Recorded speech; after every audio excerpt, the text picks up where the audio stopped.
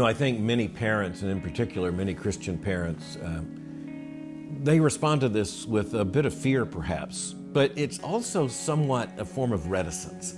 It is just built into our moral structure that some things are talked about in the right context at the right time. And sometimes we have a hard time seeing that now is the right place and this is the right time. And so as we think about this, we need to understand that Christian parents have been in these positions, in the same quandary, facing the same challenge for centuries. As I say, I want to remind Christians that believers in the first century in the Roman Empire had to send their teenage sons out on an errand running through a marketplace where, quite frankly, it's hard to imagine just how pornographic much of that situation actually was. And so this isn't entirely new. What's new in the digital age is that this is now something that is, it's available on a smartphone. It's available on any digital device. It's available 24/7. And quite frankly, it's everything all at once in a cornucopia of corruption. And so I just want to encourage Christian parents, you are up to this. I want to tell you how I know you're up to it. It's because God gave you these children.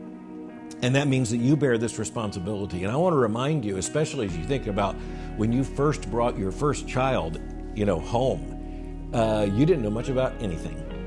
But you know what? You learned how to handle a baby. And then you learned how to handle a toddler. You learned how to love and how to protect, a young child, a preschooler. And at every stage, God is not calling you to do something you can't do. He's not calling you to do something He hasn't told His people to do for millennia, going all the way back to the book of Genesis. And so our parental responsibility is to be a step ahead of our children on this, and to speak with the authority, with the care, with the content, with the truth that is our responsibility as Christian parents. The problem of pornography now presses on every single Christian family, or certainly will. And the great danger is a lot of Christian parents are going to find out after the damage is already done. They're going to find out after things are seen that cannot be unseen. And so we just need to understand this is something Christian parents need to be thinking about, frankly, when the child's crawling, thinking about how you're going to talk to this child about the challenge and the moral issue of pornography when that child is at an age where that susceptibility is now to be expected. And, here's the thing.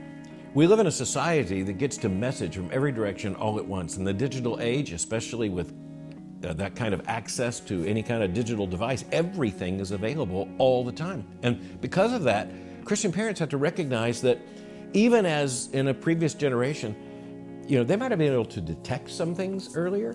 They might have been able to prevent some things. You can't just assume that is going to be a protection or a barrier now. You have to take action. You have to be intentional. And quite frankly, this means a lot of conversations with our own children and teenagers about these issues. And, you think it's awkward. They will think it's awkward. But that goes all the way back to the parental responsibility in God's people in the Old Testament. It is actually our responsibility to have some awkward conversations.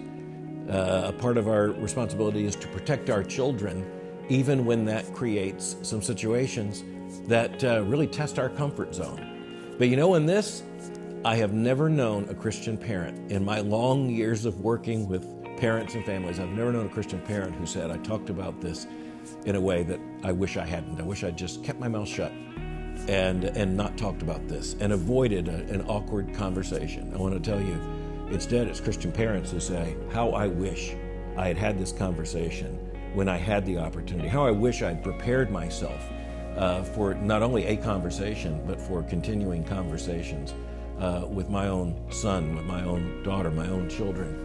And so my encouragement is, you're called to this because God has given you these children. Now you're called to make certain you get your thinking in order so that you can have the right kind of conversation with your children, because you do understand how much is at stake.